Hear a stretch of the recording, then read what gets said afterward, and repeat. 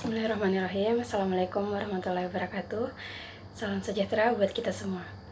Perkenalkan, nama saya Desdiar Mustafa dari kelas B8, nomor stambuk 040202000541, Fakultas Hukum, Jurusan Hukum, Universitas Muslim Indonesia, Angkatan 2020.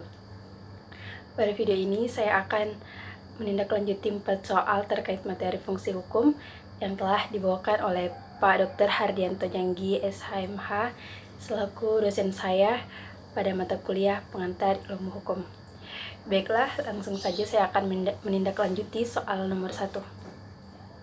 Pada menit keberapa, video dijelaskan fungsi hukum sebagai a tool of social control, a tool of social engineering, hukum sebagai simbol, serta hukum sebagai mekanisme integrasi, dan jelaskan 2 di antara fungsi hukum tersebut. Hukum sebagai tool of social control, hukum sebagai tool of social engineering, hukum sebagai simbol, dan hukum sebagai mekanisme integrasi terdapat dalam menit ke-10 lewat 23 detik hingga menit ke-36 lewat 53 detik. Dari keempat fungsi hukum tersebut, yang pertama saya akan menjelaskan mengenai a tool of social control. A tool of social control atau alat kontrol sosial atau alat pengendalian sosial merupakan pengendalian penetapan terhadap tingkah laku manusia yang mana dianggap sebagai suatu bentuk penyimpangan terhadap aturan hukum yang dibarengi dengan sanksi. Di dalam fungsi hukum tentu memiliki faktor yang untuk bisa mewujudkan fungsi hukum tersebut. Di antaranya faktor hukumnya sendiri, dan yang kedua faktor pelaksana hukum. Faktor pelaksana hukum maksudnya orang-orang atau masyarakat yang hidup di lingkungan berlakunya hukum itu, dan masyarakat harus menaati hukum yang berlaku di lingkungannya tersebut.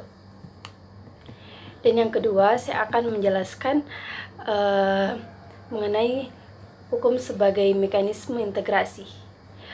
Hukum sebagai mekanisme integrasi merupakan salah satu fungsi hukum dalam rangka penyelenggaraan kepentingan-kepentingan yang ada di masyarakat, baik pada saat terjadi konflik maupun ketika keadaan damai atau ketika keadaan tidak terjadinya konflik.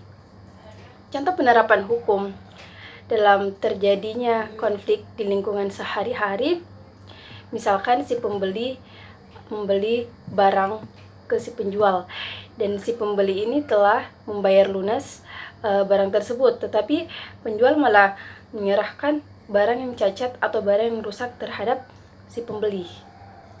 Nah, contoh lain ketika tidak terjadinya konflik atau ketika keadaan sedang damai. Misalkan si pembeli membeli suatu barang kepada si penjual, dan si pembeli ini telah membayar lunas, dan si penjual ini memberikan barang yang dibeli ke si pembeli tanpa adanya cacat atau rusak pada barang tersebut. Oleh karena itu, hukum harus hadir untuk memberikan sesuatu kenyamanan atau perlindungan, dan juga untuk menjadi alat dalam menyelesaikan masalah yang ada di masyarakat. Soal nomor 2, bagaimana implementasi tool of engineering yang dikemukakan oleh Roscoe Pound? Implementasi tool of social engineering, Roscoe Pound mengemukakan yang pertama, mempelajari efek sosial yang nyata dari lembaga sosial serta ajaran-ajaran. Jadi, hukum itu harus mempelajari efek sosial yang ditimbulkan dalam mempelajari lembaga serta ajaran-ajaran hukum itu sendiri. Contohnya, di Indonesia ini kerap diadakan pemilu atau kerap diadakan pemilihan presiden tiap 5 tahun sekali, yang dipilih secara langsung oleh masyarakat. Hal ini mempelajari apa sih sebenarnya efek sosial dari diadakannya pemilu tersebut. Yang kedua, melakukan studi sosiologi dalam rangka mempersiapkan undang-undang.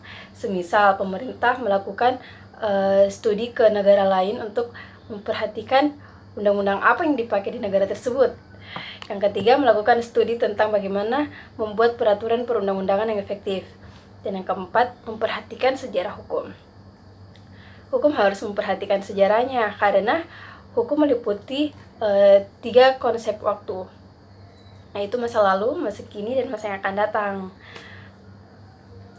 Yang dimana 3 konteks waktu itu saling berkaitan untuk kelancaran satu hukum di dalam negeri.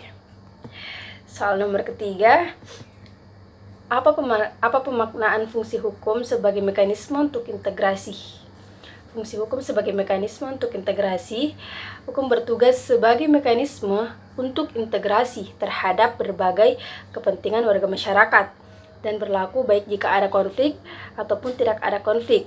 Dengan demikian, harus diketahui bahwa dalam penyelesaian konflik-konflik masyarakatan bukan hanya hukum satu-satunya sarana berintegrasi, melainkan masih terdapat sarana lain seperti kaidah agama, moral, norma, dan sebagainya.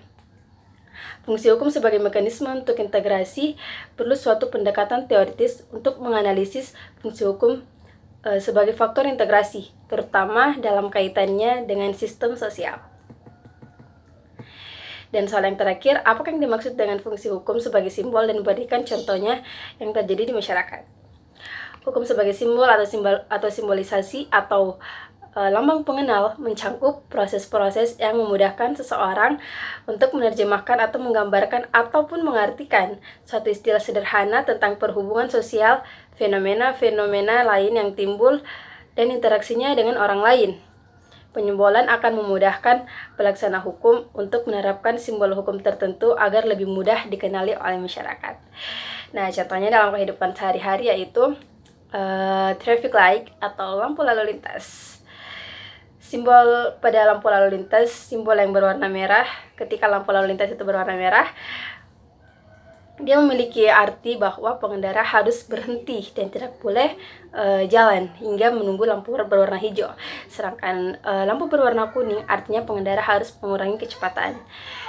Dan lampu berwarna hijau artinya pengendara boleh melintasi jalan raya tersebut. Demikian tindak lanjut dari saya. Saya mohon maaf apabila pembawaan materi saya masih kurang, masih belum maksimal, masih belum sesuai dengan ekspektasi teman-teman. Saya mohon maaf, dan apabila ada kritik dan saran mengenai cara saya melakukan tindak lanjut, saya sangat membutuhkan kritik dan saran teman-teman untuk perbaikan nanti di pertemuan-pertemuan berikutnya. Saya Nadis Dihar Mustafa, pamit undur diri dan jangan lupa like, comment, dan subscribe. Dadah!